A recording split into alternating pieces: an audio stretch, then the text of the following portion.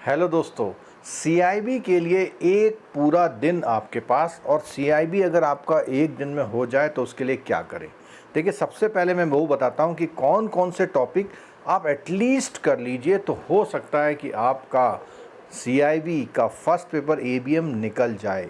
तो देखिए, सबसे पहले मॉड्यूल ए में बजट, जीडीपी, इन दोनों टॉपिक को करने से आपकी केस स्टडी बन सकती है। साथ साथ में जो मॉनेटरी वाला है, जो जिसमें इन्फ्लेशन है, मनी सप्लाई वाली है, M1 M2 वाला, तो ये तीन टॉपिक इम्पॉर्टेंट हैं। और अगर मैं बात करूं फर्स्ट यूनिट, सेकंड यूनिट और बिजनेस साइकिल की, इस तरह मिला के आप 10 से लेके 15 मार्क्स मॉड्यूल ए से ले सकते हैं, और कुछ मत पढ़िए, ठीक है। अब बात आती है कि ये पढ़े कहाँ से। आप मेरे YouTube पर चैनल दे सकते हैं, जितने भी ये वीडियोज़ हैं वहाँ मिल जाएंगे। अगर आपको नहीं मिलते तो इसकी प्रॉपर एक प्लेलिस्ट अगर आपको चाहिए तो वो भी नीचे डिस्क्रिप्शन बॉक्स में दी गई है, उससे जा कर के आप मोबाइल एप्लीकेशन के थ्रू भी वो उस प्लेलिस्ट को एक्सेस कर सकते हैं। अब मैं बात करता हूँ बी मॉड्यूल की। जो लोग मैथमेटिक्स में अच्छे हैं, एक साथ एक लंबी सिटिंग में मैथमेटिक्स अच्छा कर लेते हैं, उनको बी मॉड्यूल कर लेना चाहिए। क्योंकि अगर आपको कॉन्सेप्ट अच्छा आता है, रटना है, 2-4 फॉर्मूले हैं वो रटने हैं, कॉन्सेप्ट पकड़ लेते हैं तो जल्दी कर सकते हैं। जो लोग ऐसे इंटेलिजेंट टाइप के लोग होते हैं वो इसको अडेप्ट कर सकते हैं, इस टॉपिक, इस मॉड्यूल को, बी मॉड्यूल को। इसका नाम भी है बिजनेस मैथमेटिक्स।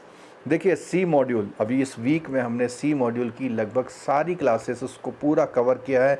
अगर आप अच्छा समय देते हैं, सैटरडे की छुट्टी है, एक दिन फ्राइडे, 2 दिन में मिला करके अगर आप करते हैं तो भी काफ़ी कुछ कर सकते हैं।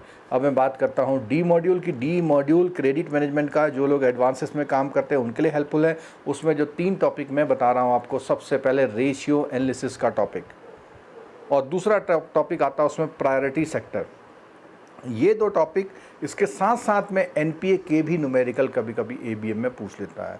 तो एक नट सेल में दोबारा से मैं रिपीट कर देता हूँ वो कौन कौन से टॉपिक हैं। देखिए, मनी सप्लाई, बजट, जीडीपी।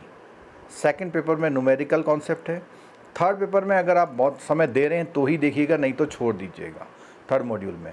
और बात अगर हम करें फोर्थ मॉड्यूल की, उसमें एनपीए, प्रायोरिटी सेक्टर को आप अच्छी तरह, और रेशियो एनालिसिस, 3 चीज़ें अच्छी तरह कर लीजिए तो शायद आपका हो सकता है, ठीक है।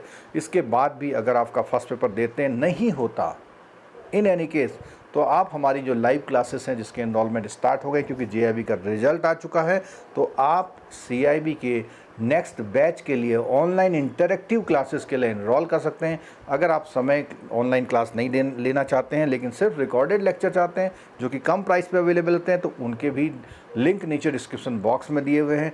और रेगुलर हमारी जो यूट्यूब में लाइव क्लासेस होती है उनको अटेंड करिए। इससे आपको रेगुलरिटी से ही आपको सीआईबी हो पाएगा।